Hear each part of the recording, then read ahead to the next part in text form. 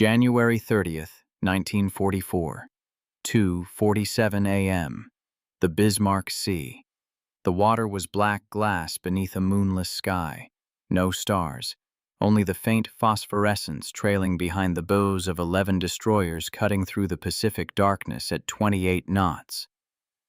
6,000 sailors stood at their stations, silent except for the rhythmic pulse of turbines deep in the steel bellies of their ships. The air tasted of salt and diesel fuel. On the bridge of the destroyer Yugumo, Lieutenant Commander Sato Hiroshi gripped the compass housing, his knuckles white against the brass.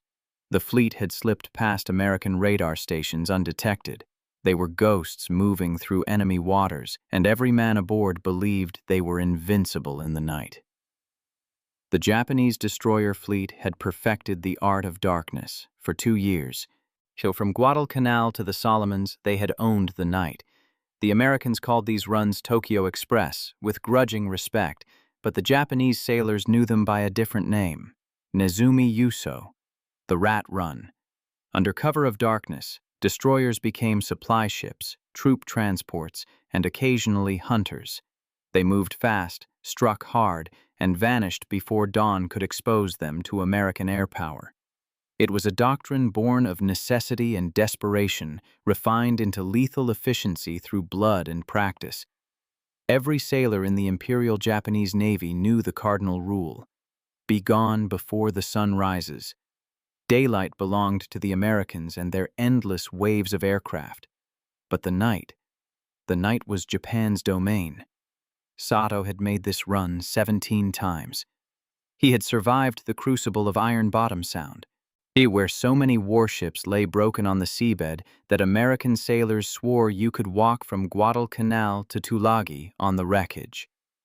He had seen destroyers cut in half by torpedoes, watched men burn in seas aflame with fuel oil, and stood at attention while burial details committed shrouded bodies to the deep.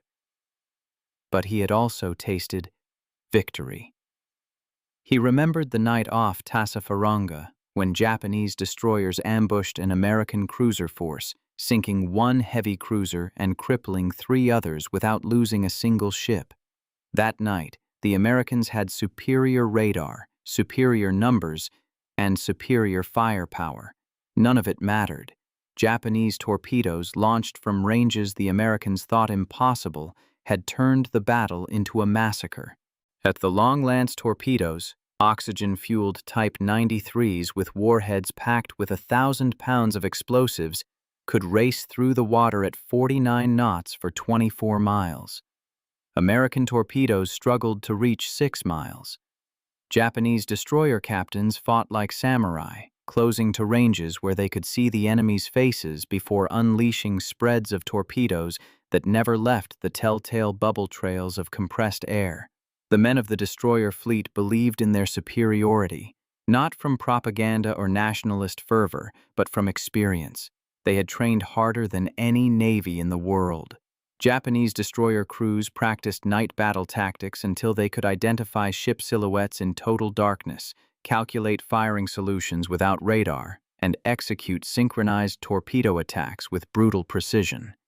While American sailors rotated home after a year of combat, Japanese destroyer men stayed at their stations until death or crippling injury released them. They knew every rivet of their ships, every temperamental quirk of their engines, every degree of rudder required to dodge incoming fire. They were professionals in a war increasingly fought by conscripts. But what Sato and his 5,999 shipmates did not know, could not know, was that the night had already been stolen from them. The transformation had begun 9 months earlier in American research laboratories and electronics workshops scattered across the United States. While Japanese engineers perfected torpedo oxygen systems and sailors drilled in night combat, American scientists waged a different kind of war. As they built cavity magnetrons that could generate microwave radar pulses with unprecedented precision. They miniaturized transmitters and receivers until they fit inside the nose cone of an aircraft.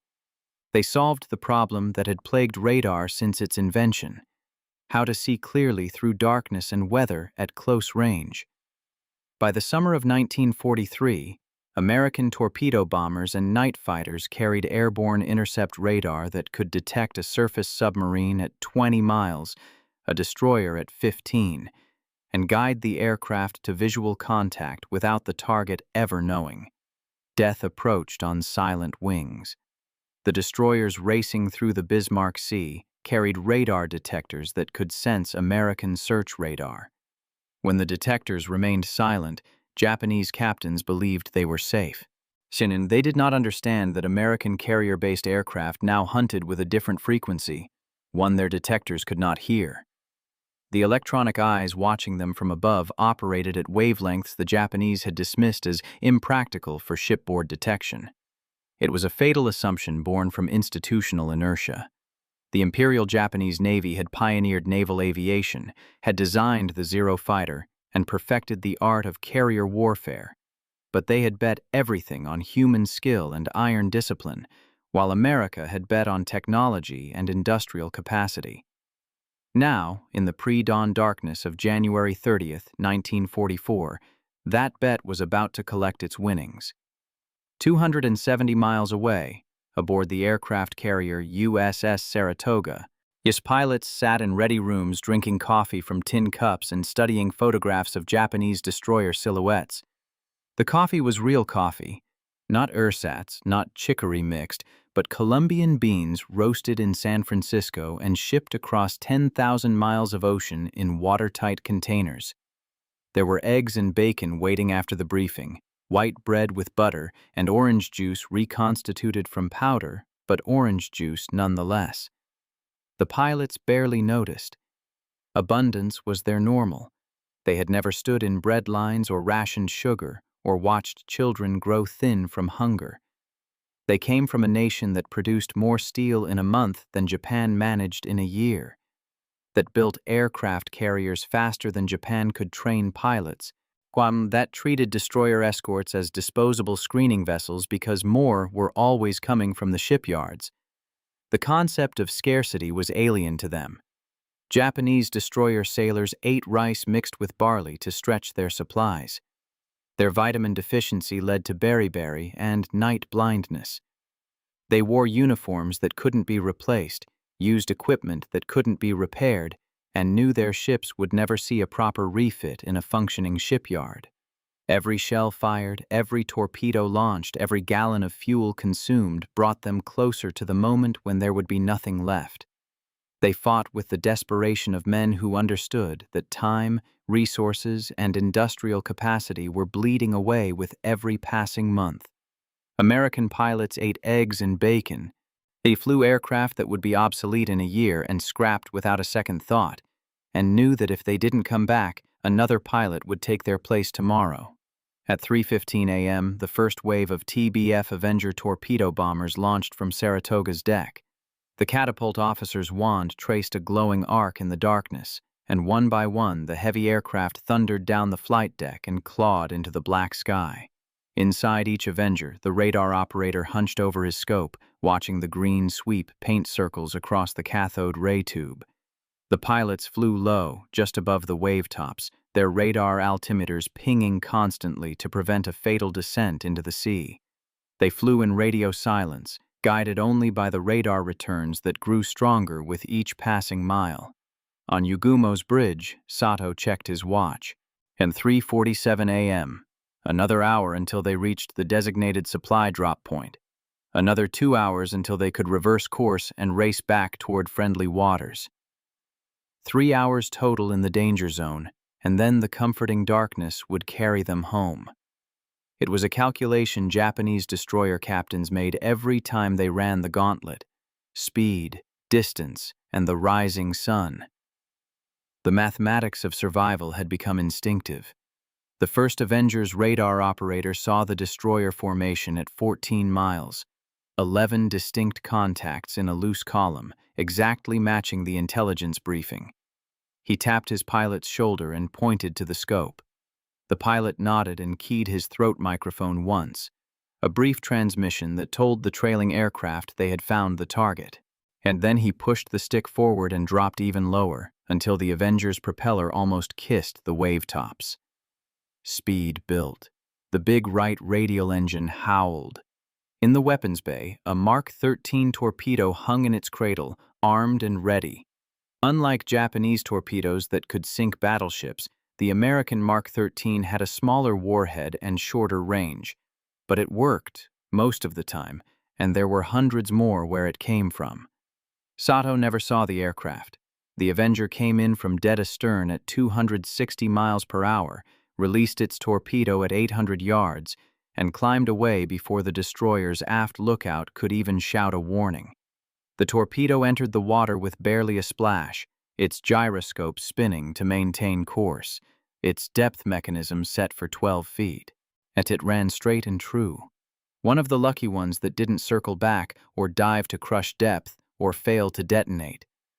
The warhead struck Yugumo just aft of the forward magazine. The explosion opened a 20-foot hole in the destroyer's hull. Seawater flooded the forward compartments with the force of a tidal wave. Men sleeping in their bunks never woke. The blast wave traveled through steel bulkheads, rupturing organs and snapping bones of sailors who never saw the water that would drown them. Yugumo lost steerage immediately, her bow dropping as thousands of tons of seawater poured into spaces meant to hold air and ammunition. Sato grabbed the bridge railing as the deck tilted 15 degrees. Emergency klaxons screamed. Damage control parties rushed forward into passages already submerged. The destroyer slowed, fell out of formation, and became a stationary target. The second torpedo hit amidships. The third hit her stern, detonating directly beneath the aft magazine. The destroyer broke in half. Both sections rolled over within 90 seconds. Of the 320 men aboard, 73 survived long enough to enter the water. By dawn, sharks and exhaustion had reduced that number to 19. 10 other destroyers maneuvered desperately as torpedoes cut white tracks through the black water. Captains ordered flank speed, hard rudder, anything to break the attack pattern. But the Avengers kept coming, guided by radar to optimal launch positions, dropping torpedoes methodically while Japanese gunners fired at ghosts. Tracer rounds arced into empty sky. Star shells burst and illuminated nothing. The Americans attacked from beyond visual range. It released their weapons and vanished back into darkness before the Japanese could even identify which direction death had come from. Destroyer Makinami took 2 torpedoes in rapid succession and capsized. Akitsuki absorbed 3 hits and broke apart with her back snapped like a brittle stick. Uzuki lost her bow to a torpedo that detonated against her forward bulkhead, survived long enough to radio a distress signal, then sank when a second wave of Avengers found her wallowing at 5 knots. One by one, the destroyers died. Some went down fighting, their guns blazing until seawater reached the magazines. Others simply rolled over and sank, their watertight integrity destroyed by explosions that buckled steel and shattered welds. So Japanese sailors trained for surface combat found themselves fighting an invisible enemy that killed from a distance they couldn't reach with their weapons. The few destroyers that survived the initial attack scattered. Their captains abandoned formation discipline and ran for their lives, steering erratic courses in hopes of spoiling the Americans' aim.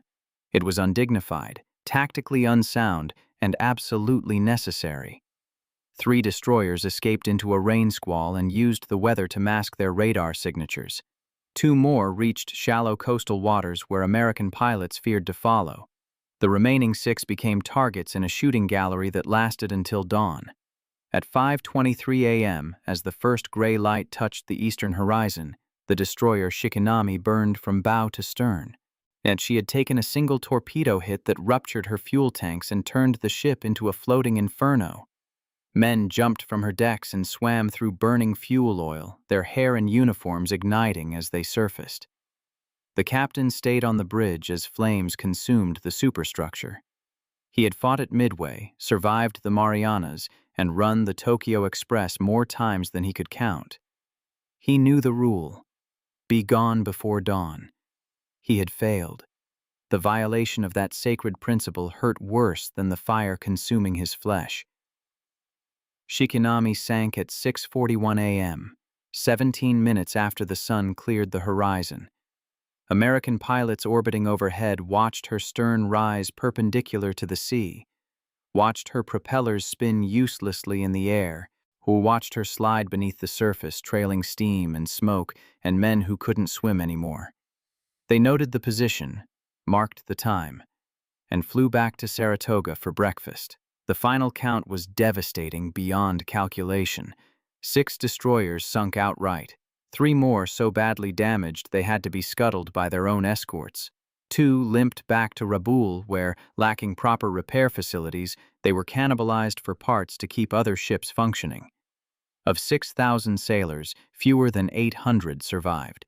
The rest drowned, burned, or were blown apart by torpedoes that struck with mechanical indifference. The Imperial Japanese Navy lost the equivalent of an entire destroyer squadron in less than 4 hours. More significantly, they lost something that couldn't be measured in tonnage or casualty lists. They lost the night. Japanese destroyer captains had believed themselves superior practitioners of nocturnal warfare. They had trained longer, fought harder, and perfected tactics that negated American technological advantages. But technological advantages compound. Radar improved, aircraft multiplied. American industry produced 20 Essex-class fleet carriers, 9 Independence-class light carriers, and over 100 escort carriers, while Japan struggled to replace a single sunken fleet carrier.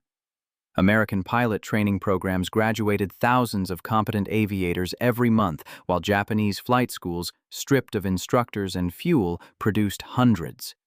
American destroyers carried fire control radar that calculated targeting solutions automatically, while Japanese destroyers relied on officers with stopwatches and practiced eyes.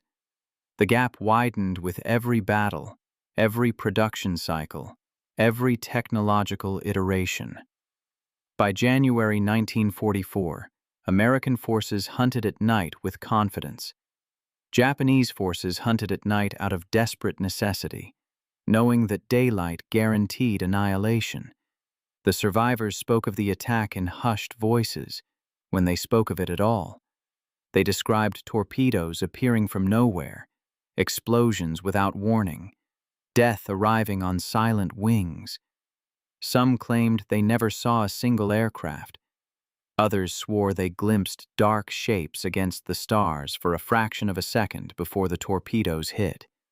The accounts varied, but the core truth remained constant. They had been helpless.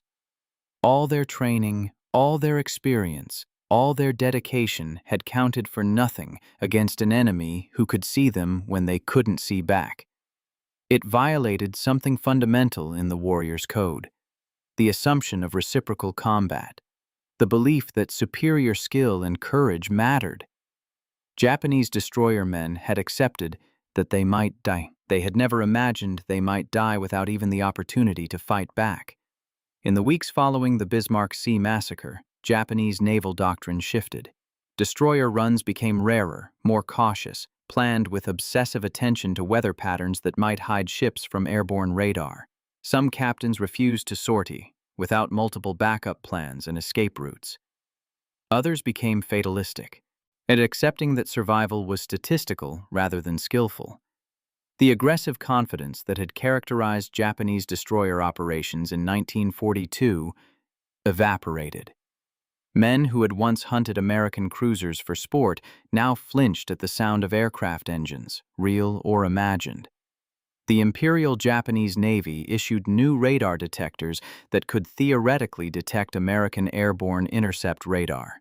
They arrived in small quantities, often malfunctioned, and gave crews a false sense of security more dangerous than having no detection equipment at all. Japanese electronics industry, already strained beyond capacity, couldn't produce the precision components necessary for effective countermeasures. American factories pumped out cavity magnetrons by the thousands. Japanese laboratories struggled to reverse engineer captured examples and failed. The technological gap became a chasm, but the deepest wound wasn't technological. It was psychological. Japanese destroyer sailors had defined themselves by their mastery of night combat. When that mastery proved illusory, when American aircraft hunted them as easily in darkness as in daylight, something broke. The rituals remained, the careful preparation, the silent running, the choreographed precision of formation steaming. But the faith underlying those rituals had cracked.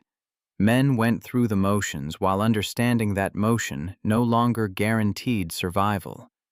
They had become participants in a cargo cult of tactics, performing ceremonies that once worked but now served only to delay the inevitable. American sailors, by contrast, absorbed the victory with casual acceptance.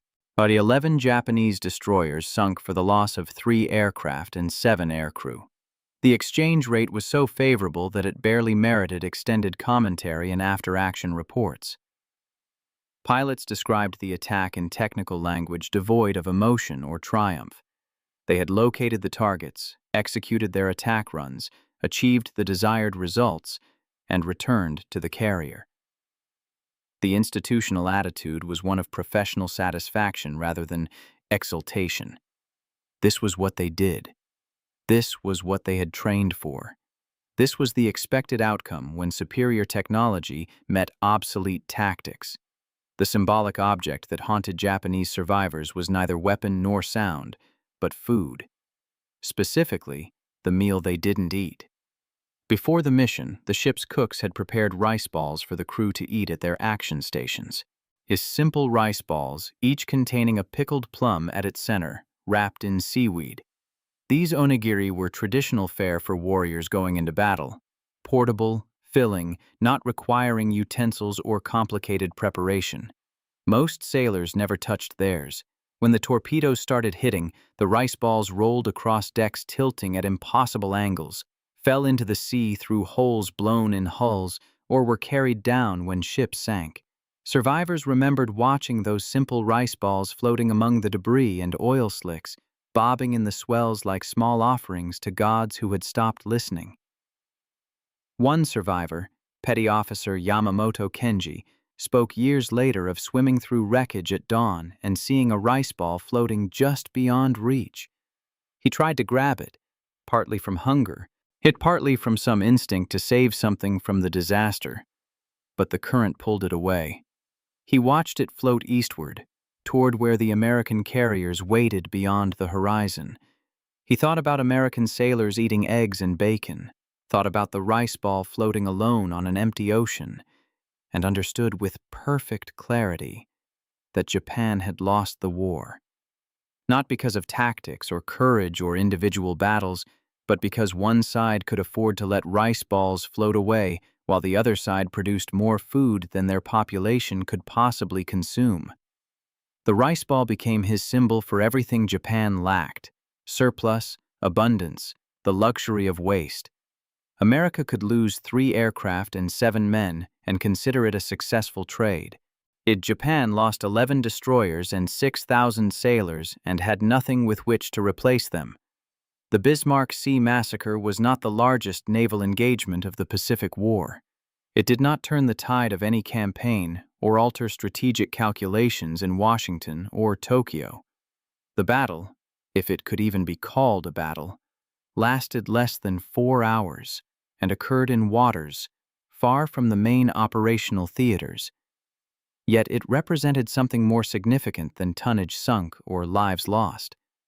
It marked the moment when Japanese naval aviation, once the most feared force in the Pacific, realized that the sky belonged to America now. Not through superior piloting or braver crews, but through the grinding application of industrial capacity and technological innovation. American scientists built better radar. These American factories produced it in quantities that boggled Japanese comprehension. American training programs taught ordinary pilots to use it effectively, and American strategic doctrine accepted that technological advantage could substitute for tactical brilliance. The night of January 30th, 1944, proved that darkness was no longer sanctuary.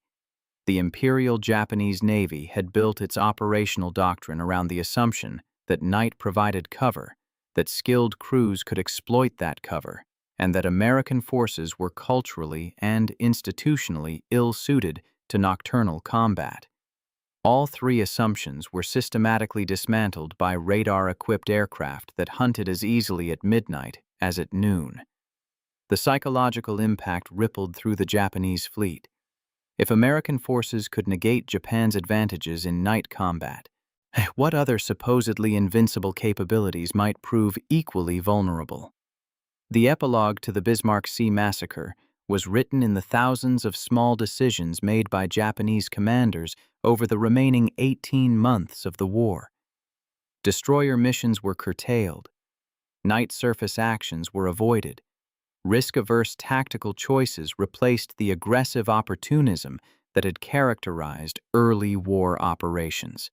The cumulative effect was strategic paralysis. Japan's surviving destroyers spent more time in port than at sea, their crews' skills atrophying, their mechanical systems deteriorating from lack of use. When those ships did sortie, they operated with such excessive caution that they accomplished nothing beyond burning irreplaceable fuel oil. As the destroyer force that had once terrorized the Solomons became a hollow shell, present on paper, non-existent in practical effect. The 6,000 sailors who died in the Bismarck Sea were mourned in ceremonies conducted aboard ships that would themselves be sunk within months. Their families received laconic notifications. Died in battle for the Emperor. The location, circumstances, and details remained classified. Japan could not admit that an entire destroyer squadron had been destroyed in a one-sided slaughter. The survivors, forbidden from discussing what happened, carried the memory in silence. When they did speak, years or decades later, their accounts shared common themes: the helplessness, the confusion, at the sudden understanding that all their training meant nothing against an enemy who had fundamentally changed the nature of warfare. American pilots who flew that mission remembered it, if they remembered it at all, as one operation among many. Some kept logbooks noting the date, target, and results. Others forgot completely, the Bismarck Sea attack blurring into the dozens of other missions flown during their tours. This casual amnesia was itself revealing. For Japanese survivors, the night of January 30th, 1944, was a trauma that defined the rest of their lives. For American aviators, it was a Tuesday. The difference between those perspectives measured the gap between two nations, two industrial systems, two philosophies of warfare. The ocean above the wrecks holds no memory. The Bismarck Sea, named for a German battleship destroyed in an earlier war, continues its cycles of current and tide without regard for the steel coffins resting on its floor. The destroyers have long since collapsed into rust, their structures weakened by decades of salt water, their compartments sheltering fish that swim through spaces where men once slept and dreamed of home. No markers identify the locations. No ceremonies commemorate the anniversary. The battle, such as it was, exists only in fading documents and the increasingly rare testimony of men who were there. But the lesson endures. Technological superiority compounds. A small advantage in radar performance multiplies into overwhelming tactical dominance. Industrial capacity transforms innovation into ubiquity. And warriors, no matter how skilled or courageous, cannot overcome enemies who can see when they cannot, who possess resources measured in orders of magnitude, who approach warfare as an engineering problem to be solved rather than a test of martial spirit. The Japanese destroyer sailors who died in the Bismarck Sea were not inferior fighters. They were obsolete platforms facing adversaries who had moved beyond their doctrinal paradigm. They fought a 1942 war in 1944 and paid the price for that temporal displacement. The rice ball floating eastward on the morning currents, watched by a drowning sailor who finally understood why his nation had lost, remains the perfect symbol. Not because it represented hunger or scarcity or tactical defeat, but because it encapsulated the fundamental asymmetry of the Pacific War. One side could let rice balls float away, as the other side had eggs and bacon and orange juice, produced in such abundance that waste was economically insignificant. One side scraped together destroyer squadrons from aging hulls held together by prayer and improvised repairs. The other side built destroyers faster than they could commission crews. One side fought with the desperation of those who knew resources were finite. The other side fought with the confidence of those who had never known scarcity. Dawn on January 30th, 1944, broke over an empty sea. The destroyers were gone. The sailors were gone. Even the debris had begun dispersing on the currents. By noon, American patrol aircraft flying over the area reported no visible signs of the night's action. The ocean had swallowed everything: ships, men, under the last illusion that Japanese destroyer forces could compete against American technological dominance. Somewhere in the depths, in the darkness that Japanese sailors had once claimed as their domain, 11 destroyers lay broken and silent. Above them, the water reflected sunlight with indifferent beauty. The war continued. The outcome, already determined by industrial capacity and scientific innovation, simply awaited the passage of time necessary to make the inevitable manifest. The night had belonged to Japan. Then America built better eyes for the darkness, and the night became just another battlefield where resources and technology determined victory. 6,000 sailors learned that lesson in the final moments of their lives, as torpedoes struck from directions they couldn't see, launched by aircraft they couldn't hear, as guided by systems they couldn't imagine.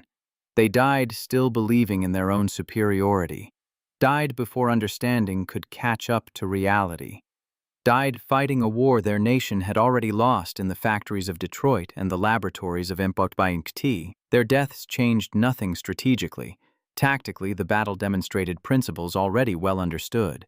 But for the survivors, the 800 men pulled from the water by ships that would themselves be sunk within months, the Bismarck Sea Massacre killed something more precious than life. It killed faith. Faith that skill mattered. Faith that courage counted. Faith that the warrior's spirit could overcome material disadvantage. That faith, once lost, could never be recovered. And without it, all the remaining months of the war became simply a long wait for the end everyone knew was coming, prosecuted by men who fought not for victory, but for honor, not from hope, but from duty, not because they believed they could win, but because stopping was unthinkable. The ocean keeps its dead and its secrets. The rice ball floated east until it dissolved.